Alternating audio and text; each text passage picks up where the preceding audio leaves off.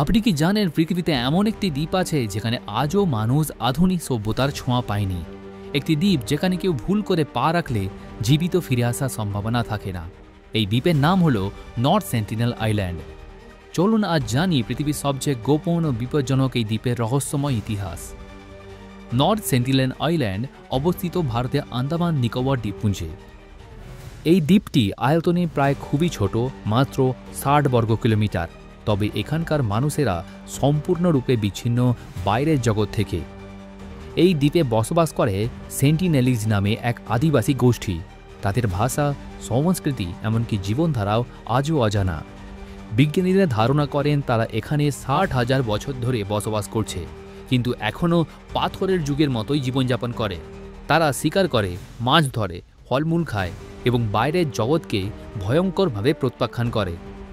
বহুবার চেষ্টা করা হয়েছে তাদের সঙ্গে যোগাযোগ স্থাপন করা, তবে প্রতিবারই তারা তীর ধনুক নিয়ে আক্রমণ করছে আগন্তুকদের।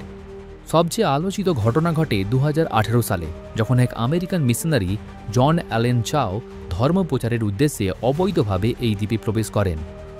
তারপর তিনি কখনো আর ফিরে আসেনি। সেন্টিনেলিজরা তাকে হত্যা করে। ভারত সরকার এই দ্বীপের চারপাশে ৫ নটিক্যাল মাইল এলাকা নিষিদ্ধ ঘোষণা করেছে, কারণ সেন্টিনেলিজদের রোগ প্রতিরোধ ক্ষমতা প্রায় নেই। আমাদের ছোট একটি ভাইরাসও তাদের পুরো জাতিকে ধ্বংস করে দিতে পারে। তাদের অস্তিত্ব রক্ষার জন্যই কোনো যোগাযোগ করা হয় না তাদের সাথে।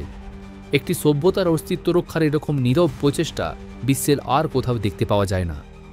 অনেকেই প্রশ্ন করেন সেন্টিনেলিজরা কি আগ্রাসী, নাকি তারা নিজেদের রক্ষা করছে? বিজ্ঞানীরা বলেন তারা কোনো হিংস্র জাতি নয়, বরং তাদের আচরণ আসলে আত্মরক্ষামূলক। তাদের ইতিহাস, ভাষা, বিশ্বাস সবই আমাদের কাছে অজানা, এবং হয়তো এটাই সঠিক, তাদের এই অজানাই হোক তাদের স্বাধীনতা।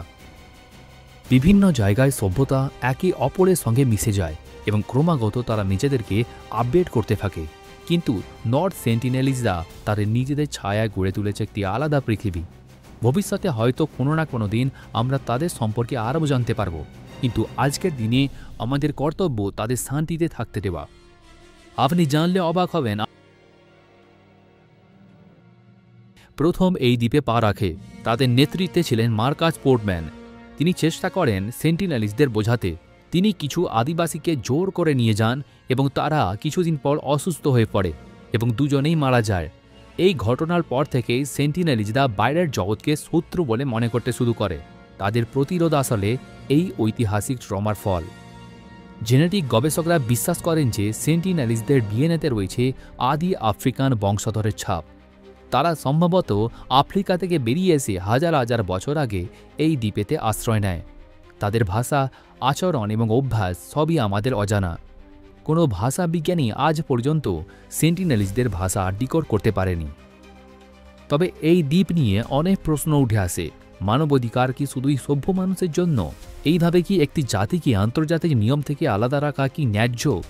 অনেকে বলেন তাদের আধুনিক শিক্ষা এবং চিকিৎসা অধিকার দেওয়া উচিত, আবার অনেকে বলেন সেটা হবে সবচেয়ে বড় হস্তক্ষেপ। তো এটা ছিল আজকের ভিডিও আন্দামান নিকোবর দ্বীপপুঞ্জে এই আদিবাসী গোষ্ঠীদের ওপর। আপনাদের এই ভিডিও কেমন লাগলো নিচে কমেন্ট বক্সে জানাবেন। যদি আপনাদের এই ভিডিও ভালো লেগে থাকে তাহলে একটা লাইক নিশ্চয়ই দেবেন, আর এইরকমই ভিডিও আরও পেতে গেলে আমাদের চ্যানেলকে সাবস্ক্রাইব করতে ভুলবেন না।